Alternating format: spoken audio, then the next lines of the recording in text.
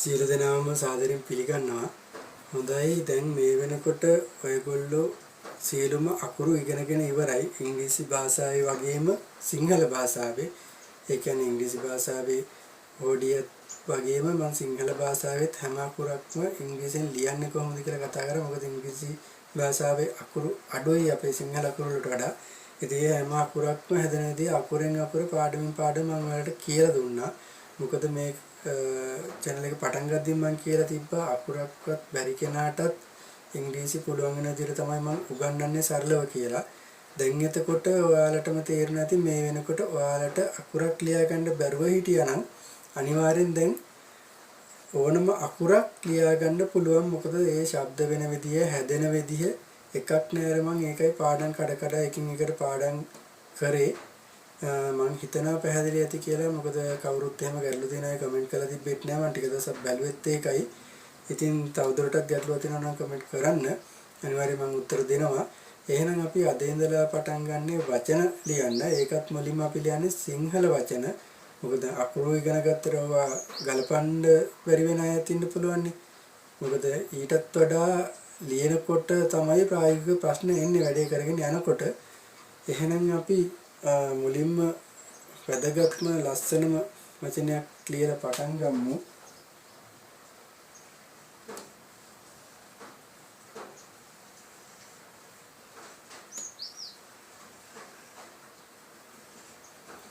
අම්මා. මේ අකුර ඉංග්‍රීසියෙන් කියන්නේ සාමාන්‍ය මේ වචනෙට මදර් කියලා. නමුත් අපි මුලින්ම බලන්නේ සිංහලෙන් ලියන විදිය.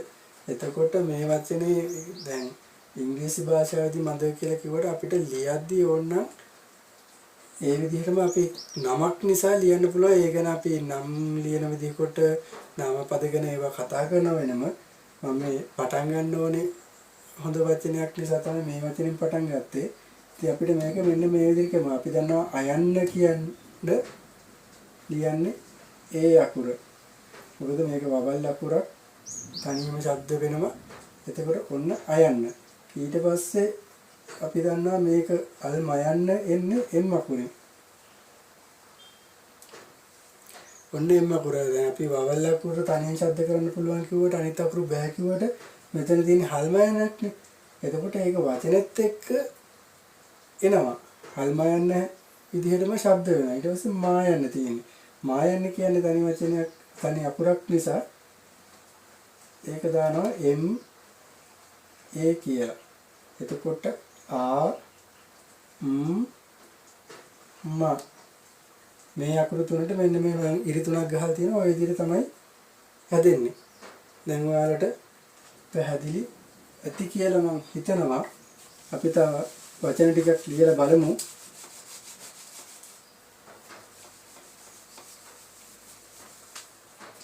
ඊට පස්සේ අපි තව නමක් ලියලා බලමු.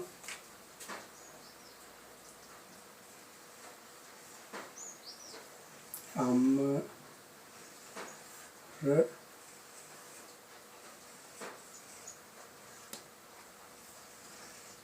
දේව අමරදේව.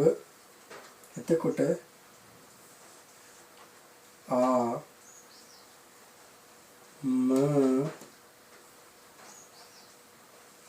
ර දේ ව ආ ම ර දේ ව. දැන් ඔයාලට මේක හැදෙන විදිහ ගැන අවබෝධයක් ඇති. මොකද මම මෙන්න මේ හැම එකක්ම එකින් එකට කතා කරලා තියෙන. ඒ හින්දා මම නැවත කතා කරන්නේ මේ ගලප ගන්න විදිහ විතරයි මම කියලා දෙන්නේ. මොකද ඉස්සරහට අපිට ඉංග්‍රීසි භාෂාවේ පාඩම් ගොඩාක් තියෙනවා ඉගෙන ගන්න. සීමාවක් නැහැ. ඒ හින්දා මේ හැමෝම මේ දන්නේ නැතිවත් අරගෙන යන්න ඕනේ තමයි මේ පටන් ගද්දි මේ විදිහට එකින් එක කියලා දෙන්නේ. මොකද නැත්තම් ඒගොල්ලොන්ට තේරෙන්නේ නැතුව ඒගොල්ලෝ මගින් නවතිනවා. ඒක එන අපරාධයක්.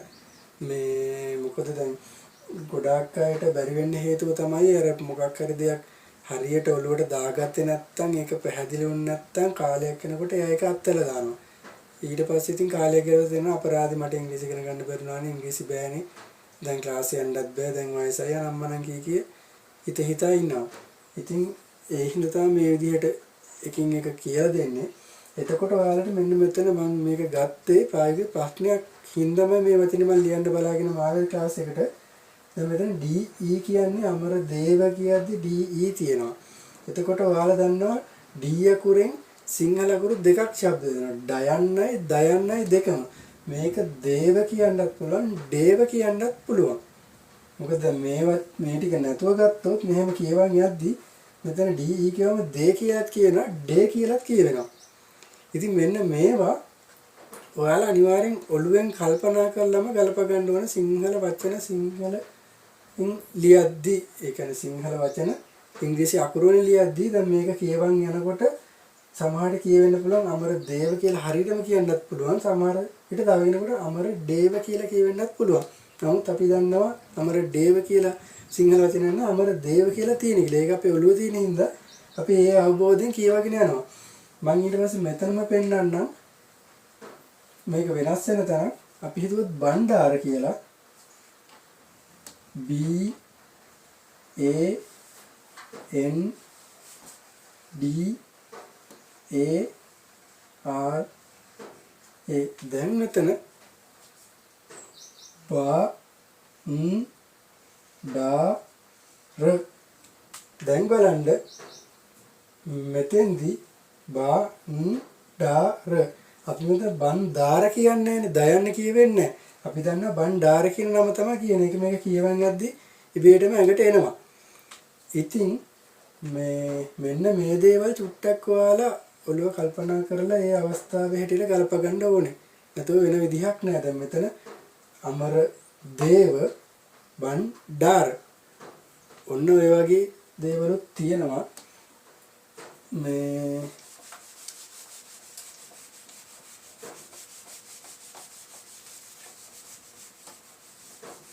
ඊට පස්සේ මම තව නම් කීපයක් ලියන්නම්. ඔයාලට අවබෝධයක් ගන්න ඕන නිසා අපි තව අයන්නෙම නම් ටිකක් ලියලා එමුකෝ එහෙනම්.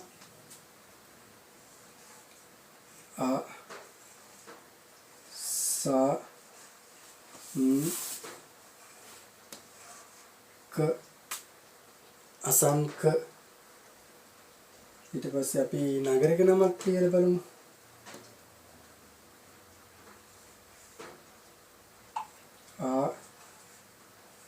නු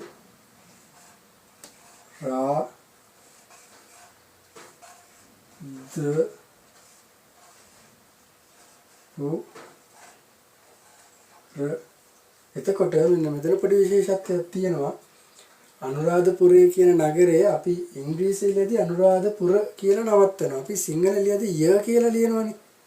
ඉතින් මෙතෙන්දී සාමාන්‍යයෙන් ගොඩාක් දුරට නගරයක නමක් ලියනකොට යයන්න ලියවෙනවා අඩුයි. අන්න ඒකත් ඔයාලා මතක තියාගන්න. මෙන්න මේ වගේ පොඩි මේ වෙනස්කම් තියෙනවා. මෙතන සිංහල වචනමනේ තියෙන්නේ. අනුරාධපුරය කියලාම තමයි ලිව්වේ. නමුත් අපි සිංහලෙන් අකුරෙන් ලියදී යයන්න ලියන අනුරාධපුරය ය කියලා ඉංග්‍රීසියේදී අනුරාධපුර කියලා නවත්තනවා. ඒක ගොඩාක් දුරට වෙන්නේ නගරයක නමක් ලියද්දී. ඊට අමතරව ඔයාලා දැනගන්න ඕනේ නගරවල නම් ලියද්දී සමහර නම් තියෙනවා අපි දැන් මේ කියපු දේවල් අපි ඉංග්‍රීසිය මොන විදිහට ලිව්වත් සිංහල නමක් නම් ඒක අකුරු ටික විතරයි ඉංග්‍රීසියෙන් ලියවෙන්නේ. ඒ නමේ ශබ්ද ඒ විදිහටම ලියනවා. එතකොට අපේ ලංකාවේ නගර කීපයක් තියෙනවා. ඒවට ඉංග්‍රීසි වචන තියෙනවා. අපි සිංහලෙන් සිංහල නම කිව්වට ඒවට වෙනම ඉංග්‍රීසි වචන තියෙනවා. උදාහරණයක් විදිහට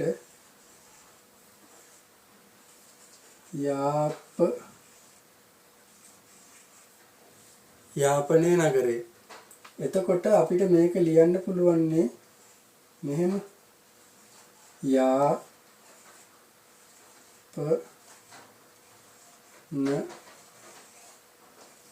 ය. මෙහෙම ලිව්ව කියලා වැරද්දක් නැහැනේ. මේක ඕන කෙනෙකුට කියව ගන්න පුළුවන් යාපන ය කියලා. එහෙම නැත්නම් යාපන කියලා නවත්තන්න පුළුවන් යන්නක් නැති හින්දා. නමුත් මේක සිංහල දෙයකදී ලිව්වත් ඉංග්‍රීසි අකුරෙන් ලියද්දී ඉංග්‍රීසියෙන් වචනයක් තියෙනවා මේකට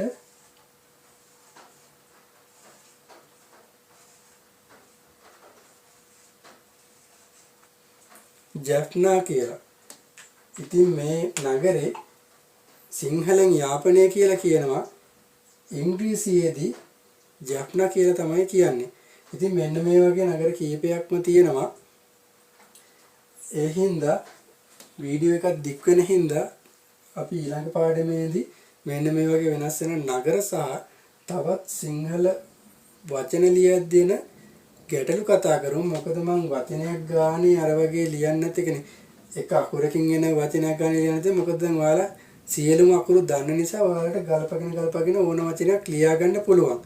ඒ හින්දා මම මේ විදිහට මේ අකුරක් ගානේ වචන ලියනවා කියන්නේ ආපහු මේ හෝඩිය ලියන එකමනේ. දැන් මේ හෝඩිය හැම අකුරක්ම මම ඔයාලට කියලා දීලා තියෙන නිසා ඔයගොල්ලෝ ඒක ගල්පගෙන ලියන්න. ෂුවර්ම නැති එකක් තියෙනවා නම් මගෙන් අහන්න මේක හරිද කියලා. එතකොට මම කියලා දෙන්නම්. එක්කෝ පාඩමක් කරනවා නැත්නම් අදාළ කමෙන්ට් එකේ මැදින් මෙන්න මේකයි හරි වචනේ කියලා මම කියලා දෙනවා. දැන් ඔයගොල්ලෝ නිකන් ඉඳලා බෑ දැන් අකුරු ඉගෙන ගත්තා ඒව ලියන්න සමහරු ලියලා ඇති පුරුදු වෙලා ඇති අවබෝධ කරගෙන ඇති. දැන් මේ වචන වල ඉඳලා නම් ඔයාලා ලියන්න තරමට තමයි ඔයාලගේ හැකියාව වැඩි වෙන්නේ දැනුම වැඩි වෙන්නේ පුරුදු වෙන්නේ. මම කියන්නේ මේ අකුරක්වත් බැරි අයට. මේක බැලුවට විතරක් වීඩියෝ එක බලන් හිටියට විතරක් ඉගෙන ගන්න අමාරුයි. මේ බැරිම කෙනෙක් ඉන්නවා නම් අනිවාර්යයෙන් මේවා බලාගෙන එක්කෝ ලියන්න. ඊට පස්සේ දැන් ඔයාලා මහන්සි වෙන තරමට තමයි හැකියාව වැඩි වෙන්නේ කියන එක හොඳටම මතක තියාගන්න. ඔයාලා දැන් මේ විදිහට අද ඉඳලා වචන ලියනවා නම් තමයි ඔයාලගේ හැකියාව වැඩි වෙන. පුළුවන් තරම් වචන ලියන්න බලන්න හැම නමක්ම ලිය බලන්න.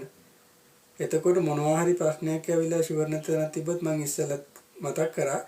ඒක මගෙන් අහන්න කමෙන්ට් එකක් දාන්න. එතකොට මම එතෙන්දි රිප්ලයි එක දෙන්න. එහෙම නැත්නම් පාඩමක් කරන්න.